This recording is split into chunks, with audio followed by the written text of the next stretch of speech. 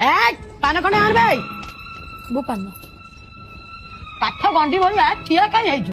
ଯାର ବୋଉ କଣ ବେ? ଗୋଟେ କଥାଟେ କହିଥାନ୍ତି। ବୋଉ ଟିକେ ବାପ ଘର ଯାଇଥାନ୍ତି ରାକ୍ଷୀ ପୂର୍ଣ୍ଣିମାଟା ତ। ଦେଖଲ ମାଇପେ ଦେଖ, ନ ଦେଖିଲେ ଲୋକ ଦେଖ। ଗମା ପୁନେଇରେ ଘରୁ ଗୋଟେ ଟଙ୍କାର ବାର ନାହିଁ, ବାପ ଘରୁ ଯାଇଥାନ୍ତି। କାଇଁ ତ ଭାଇକୁ କହୁନୁ ଭାର ନେଇ ଆସିବ, ତୋର ରାକ୍ଷୀ ପ୍ରେମ ଉଛୁଳିବ, ଭାଇ ହାତରେ ରାକ୍ଷୀ ବାନ୍ଧି ଦବ।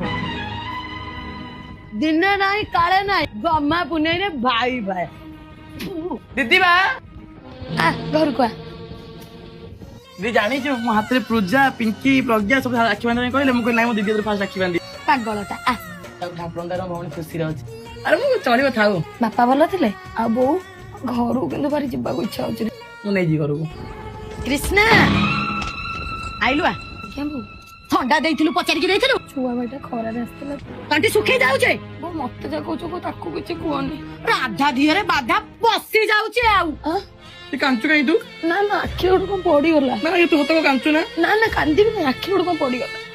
ଆଜି କାହିଁ ଛୋଟ ବେଳ କଥା ବହୁତ ମନେ ପଡୁଛି। କେହି ନଥିଲେ ଆମକୁ କିଛି କହିବା ପାଇଁ କି। ବୁଲୁଥିଲୁ ଖେଳୁଥିଲୁ, ଭାଇ ଭଉଣୀ କେତେ ଖୁସିରେ ଥିଲୁ।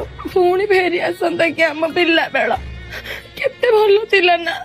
ମୋ ପାଖରେ ଆଜି ଗୋଟେ ଦିନ ରହୁନୁ। ମୁଁ ରହିବିନି, ତୁ ମତେ ଗାଳି ଫାଳି ଖାଉଛୁ, ତୁ ରହିବିନି। କେହି କିଛି କହିବେନି, ତୁ ମୋ ପାଖରେ ଆଜି ଗୋଟେ ଦିନ ରହ।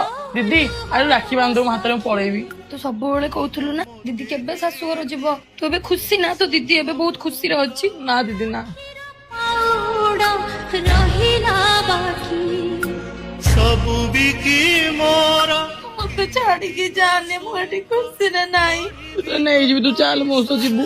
ମତେ ସେଇ ଛୋଟ ବେଳ ବାପା ମାମା ତୁ ଦିଦି ସମସ୍ତେ ଦରକାର, ମତେ ପରିବାର ଦରକାର ନାହିଁ। ସବୁ ବର୍ଷ ମୁଁ ତ ହାତରେ ରାକ୍ଷୀ ବାନ୍ଧୁଛି, ତୋ ଭଉଣୀକୁ ତୁ ରକ୍ଷା କର, ମତେ ନେଇଯା।